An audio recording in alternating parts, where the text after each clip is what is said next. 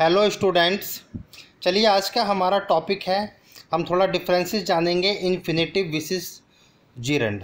Infinitive और gerund का क्या यूज होता है, किस प्रकार से इन्फिनेटिव का सेंटेंस में यूज़ करना चाहिए और किस प्रकार से जीरंड का, थोड़ा सा डिफरेंस समझने का प्रयास करेंगे। चलिए स्टार्ट करते हैं आज का अपना टॉपिक।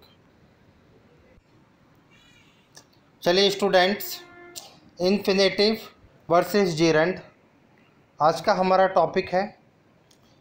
देखिए, आज का ये वीडियो बनाने का जो हमारा उद्देश्य है वो है वर्ब्स।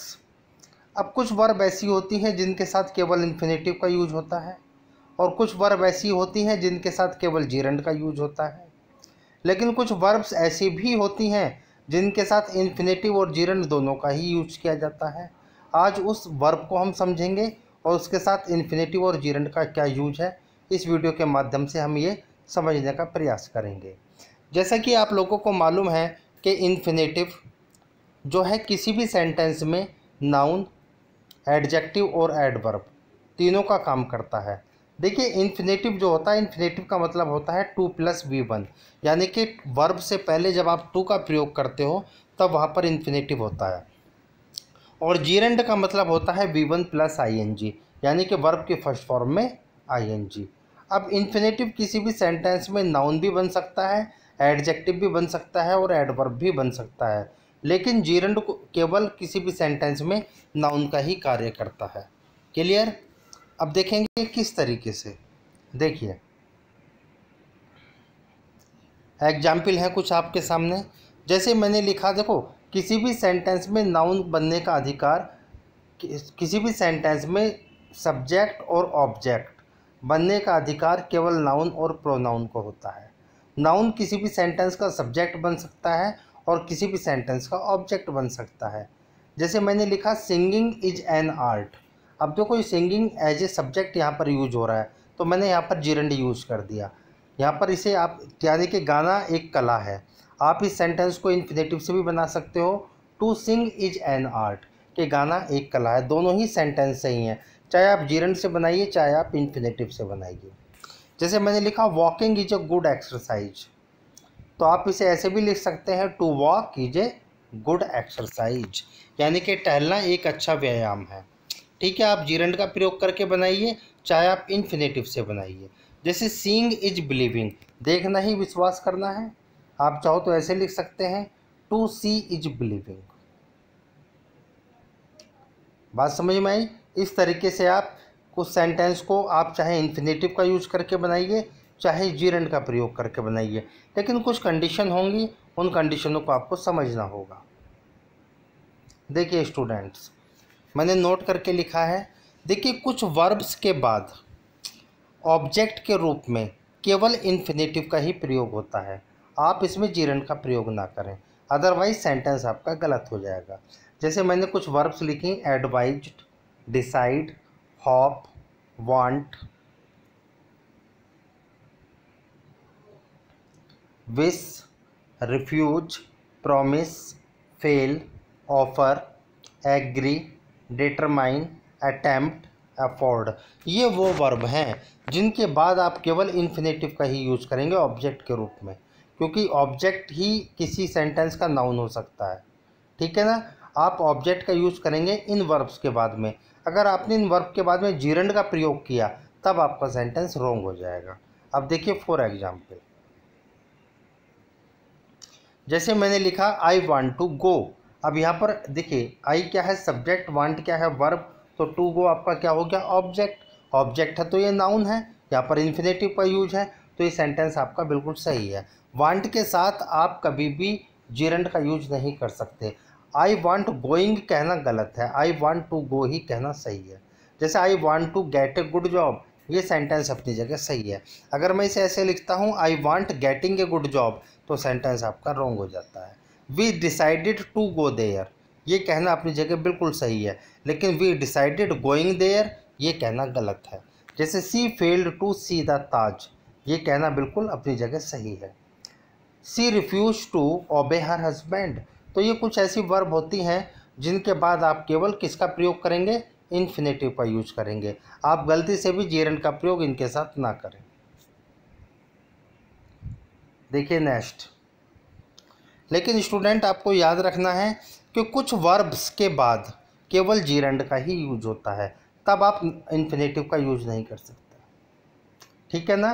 कुछ वर्ब्स के बाद केवल जीरंड का ही यूज होता है, जैसे stop, enjoy, avoid, worth, dislike, deny, finish, mind, miss, practice, complete, favour, admit.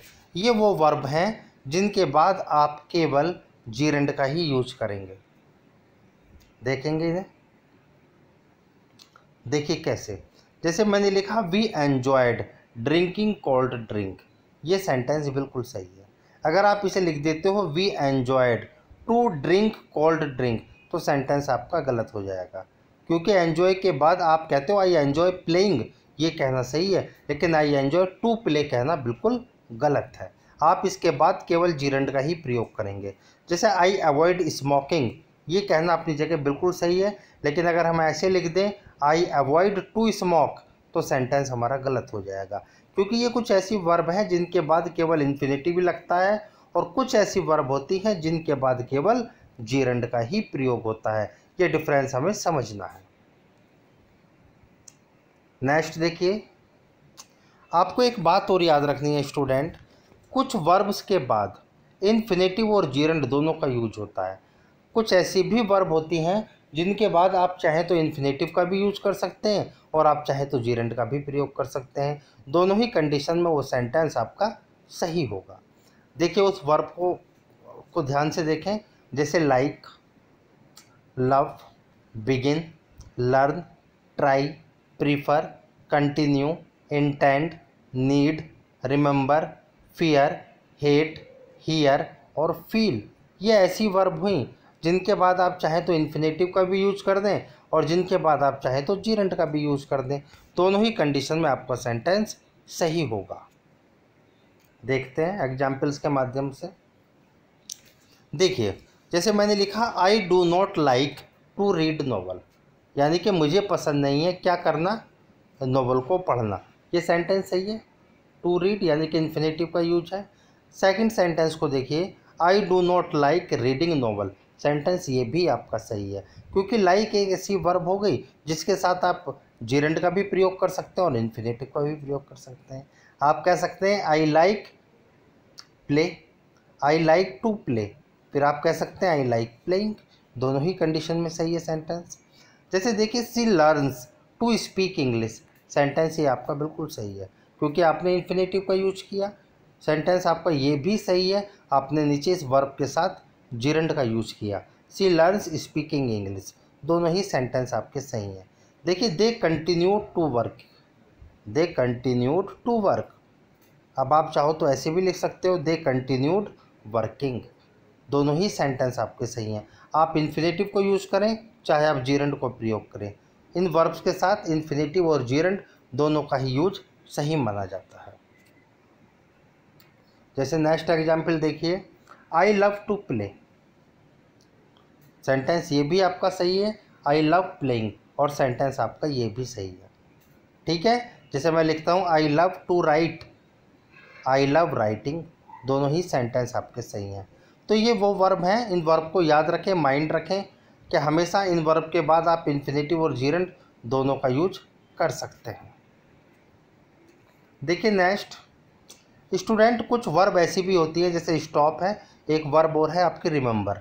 ठीक है, स्टॉप और रिमेंबर दो वर्ब ऐसी हुई जिनके साथ आप इन्फिनेटिव का भी प्रयोग कर सकते हैं और जीरंड का भी प्रयोग कर सकते हैं, लेकिन इन दोनों का प्रयोग जब आप करेंगे, इन दोनों के प्रयोग में यानी कि इनके मीनिंग में अंतर आ जाएगा, दोनों का मीनिंग अलग अलग हो जाएगा। अब थोड़े से इसके मीनिंग को समझने का प्रयास करें। देखिए स्टॉप का मतलब रुकना भी होता है और स्टॉप का मतलब किसी चीज़ को बंद करना भी होता है। जब आप टू प्ले लगाते हो, स्टॉप के साथ इन्फिनेटिव का यूज करते हो, तब आप उस चीज़ को के लिए रुकते हो। जैसे मैंने कहा स्टॉप टू प्ले, इसका मतलब है मैं खेलने के लिए रुका। Clear. I stop to write, मैं लिखने के लिए रुका। आई स्टॉप टू ईट, मैं खाने के लिए रुका। आई स्टॉप टू स्विम, मैं तैरने के लिए रुका। इस तरीके से आप यूज़ करते हो। लेकिन जब आपने इसके साथ आप जीरंड का प्रयोग कर देते हो, तब दोनों ही सही माने जाते हैं, लेकिन इसके मीनिंग में अंतर आ जाता है। आई स्टॉप प्लेइंग का मतलब होता है स्टॉप यहाँ पर बंद करना, यानी कि मैंने खेलना बंद कर दिया। आई स्टॉप राइटिंग मैंने लिखना बंद कर दिया। आई स्टॉप स्विमिंग मैंने स्विमिंग बंद कर दी। आई स्टॉप ईटिंग मैंने खाना बंद कर दिया। इस तरीके से आप जब स्टॉप के साथ जीरेंड का प्रयोग करते हो, आप जीरेंड भी लगा सकते हो और इन्फिनेटिव भी, लेकिन दोनों के मीनिंग में अंतर आ जाएगा। तो इस चीज़ को आप ध्यान रखें। क्लियर? तो ये था आज का आपका बहुत ही इम्पोर्टेंट टॉपिक, इन्फिनेटिव और जीरेंड में मैंने कुछ अंतर आपको बताया कि कुछ वर्ब के बाद आप केवल इन्फिनेटिव का ही यूज करेंगे, लेकिन कुछ वर्ब के बाद आप केवल जीरेंड का ही प्रयोग करेंगे, और कुछ वर्ब के बाद आप इन्फिनेटिव और जीरेंड दोनों का ही यूज कर सकते हैं। लेकिन कुछ ऐसी भी एक दो वर्ब हैं जिनके साथ आप इन्फिनेटिव और जीरेंड दोनों का यूज़ कर सकते हैं, लेकिन उनके मीनिंग में अंतर आ जाता है। ठीक है स्टूडेंट्स, अगर वीडियो अच्छे लगे तो वीडियो को लाइक करें, शेयर करें, चैनल को सब्सक्राइब करें।